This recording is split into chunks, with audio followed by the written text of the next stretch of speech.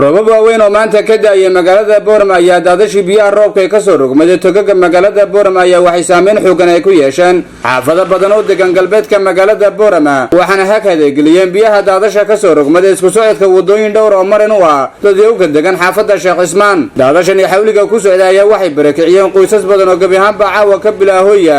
wixii aan taayaysan daadasho ay ka qaadeen sida qoysaskani qaar ka mid ah dadka ay barakiciyeen daadashani maanta galigii dambe ka soo rogmaday togaga magaalada Boorama oo telefishanka caalamiga Home Cable TV booqday ayaa waxay dawladda iyo bulshadaba ugu baaqeen wixii gurmad loo fidin karo loo fidiyo dad jilicsan baan nahay oo kici kari waayo oo Ilaahay xaalkiisa Ilaahay uu og yahay dadku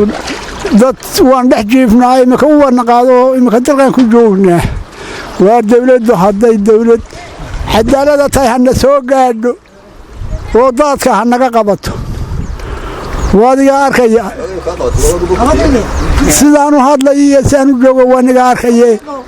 degdeg hal noo soo gaadho degdeg waxa saan noo galay waa dad maxasan day tahay iyo dad handay tahay adduunyadan day tahay intaba u naqaaday wax noo nooli ma jirto waadiga arkaya dadka soo socdo badan dhex joogno de gurmad dawladdu gurmad haday leedahay loo soo gurmado islaamkan gurmad ka sugayna anagu iyo xagga Ilaahay gurmad hadii leeyahay loo soo gurmado mashaqaa meeshan ka dhacday mashaqo ballaaran baa ka dhacday wadiga arkaya dadka inuu daadku aqaladoodii galay oo raashinkii u yaalay iyo agabkii u yaalay iyo waxay ku seexanayeen baa uu ka qaaday ubadkii un bay kala baxeen saasuu maalin uu soo galay hadduu habeen soo geli lahaa ubadkana lama arkeen waxaan dawladda hoose ee dadkan cashuurta ka qaada aan leenahay dadkan ha loo soo gurmado oo daadkii halkii uu ka soo halkii uu marayay laga soo leexiyay daadka wadadiisii hal la mariyo hal laga xidho dadka daadka waxa ka yimaadeen buurtaas ka yimaadeen waxa ay u baahan tahay naxar meesha loo sameeyo u baahan tahay markii ugu horeysay ee biyaanka maadaama mise maya wallahi maalintii dhaweydna sidaan oo kale un bay noo mareen ya maalintii dhaweydna sidaan oo kale un bay noo mareen waxa la gurmada ma baahaynaba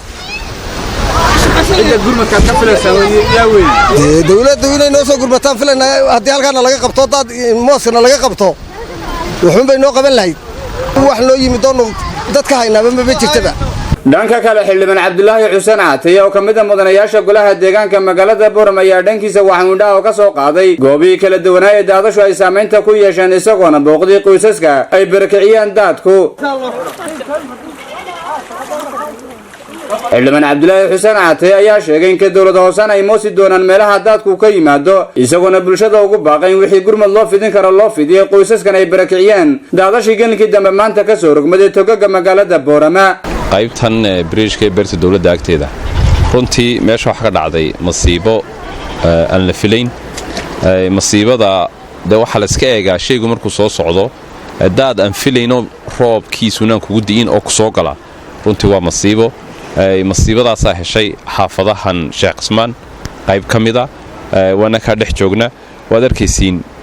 guriyihii buu ugu galay isagoo waxaan iyagoo ruurda cuntadii ma jirto caruurtii bay la carareen iyo nafta runtii waan ka xunnahay aad baan uga xunnahay